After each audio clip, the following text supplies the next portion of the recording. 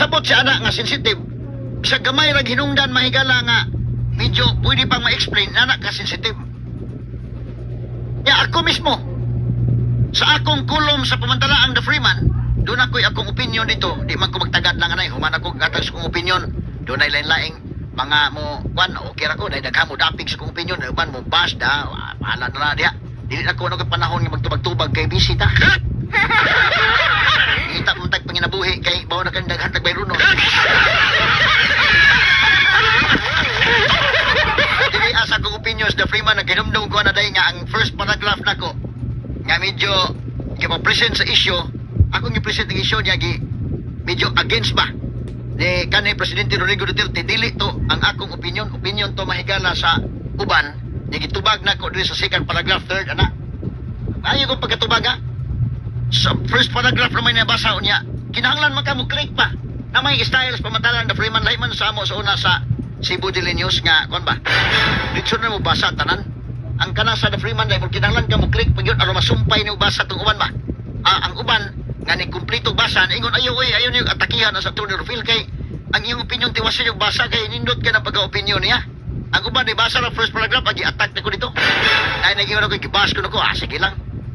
Di naman na kay ko magkuhan kay nabisi kay ko dili wala ko panahon magtubag-tubag. Tanaw na ko to dito gibas na to pero napon ni tubag ra. Ang mga konpon niya ay basahan niyo tiwas. No? So ako naman tayo anak ka sensitibo katong mga diehard mahigala ni kanhi Presidente Rodrigo Duterte.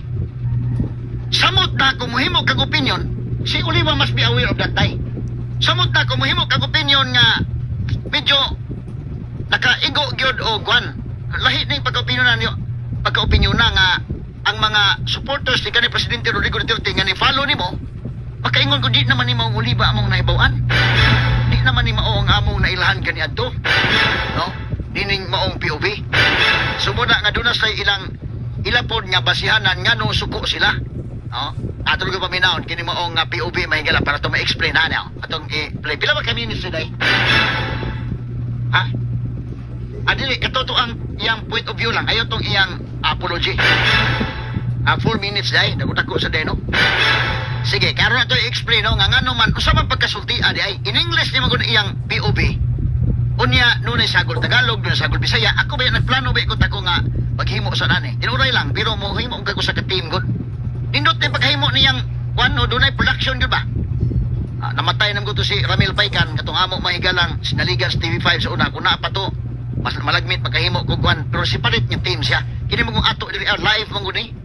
Diretso ba? No? Kita kag atong diskusyon diretso man ni.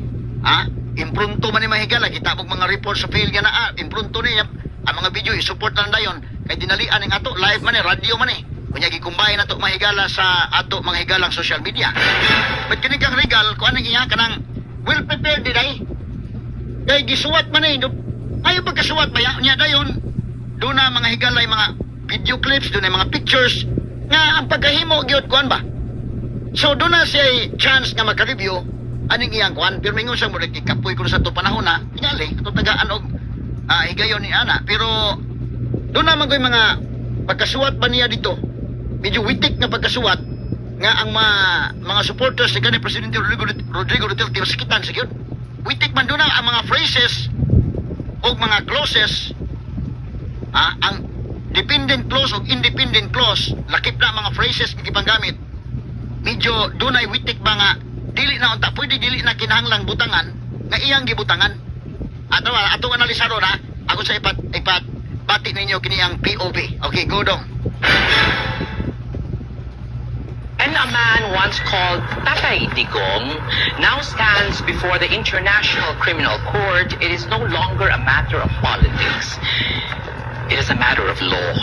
And the law, kahit gaano kapakalakas noon, does not kneel before power. Former President Rodrigo Duterte's camp, led by his counsel Nicolas Kaufman, has now appealed to the ICC's appeals chamber, questioning the denial of his interim release. The argument is simple, that an 80-year-old man, once the most powerful in the land, is not a flight risk. That age and alleged illness should temper justice with compassion. But the Rome Statute, particularly Article 60, paragraph 2, provides that release may only be granted if the court is satisfied that such release will not endanger the proceedings or the safety of victims and witnesses or risk the accused's flight. And here lies the crux of it.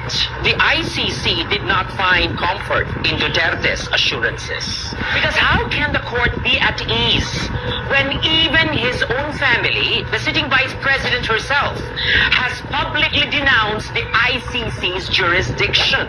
When words like "we will never surrender him" echo louder than the pleadings of his counsel. The ICC is not blind to political undercurrents. It reads statements not as sentiment, but as signal. And so the pretrial chamber held, continued detention remains necessary under Article 58, paragraph 1.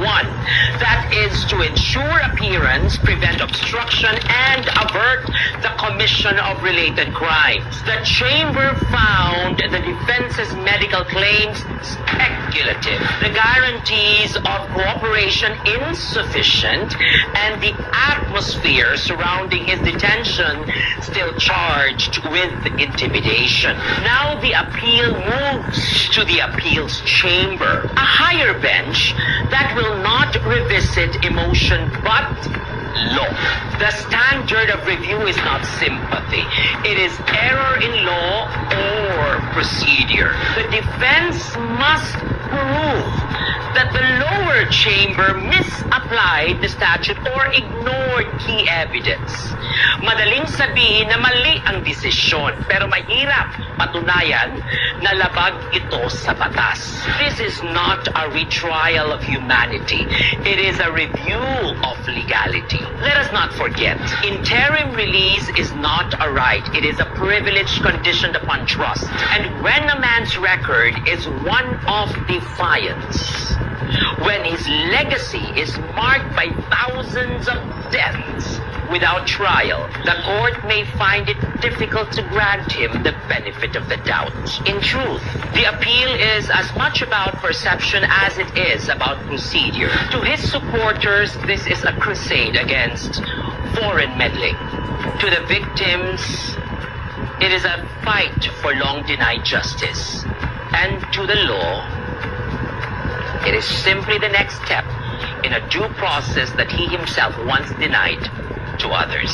If the appeals chamber affirms the ruling, Duterte remains detained under the authority of the international community. A community he once mocked as toothless. If reversed, he may walk out but not free, for the shadow of accountability will follow him still. The irony is almost poetic. Noong siya ang nasa Malacanang, marami ang ikinulong na walang pagkakataong magpaliwanag. Now he stands before a court that listens, patiently, meticulously, and lawfully. And perhaps that is the true justice of it all, that the man who built his power on fear must now rely on the very rule of law he once dismissed. Because in the end, ang batas hindi natatakot, hindi napapagod, at higit sa lahat, hindi nakakalimot. Another day, another regal POV. Okay, so, indot nga pagkahimo, no? Inantigo kining pagkahimo, oy. Inantigo. Imagine ka, mayong pagka-edit eh. Nasa'y video editor, nasa'y kuan. So, anindot nga pagkahimo? Imo na yung opinion, no, Attorney Regal Oliva, with due respect to you, imo na ang opinion. Kunya, dayon, kung imong analisaron, ato pisa-pisahon ni Ron, ha? Bisayon ba ginato? Aron niya mahibaw ang stanan. Ato binisayon kay English man eh. Ato binisayon mga higala. Unya, atong klarohon. Ang iya bang ang mga supporting videos dahil, supporting pictures na, ayun.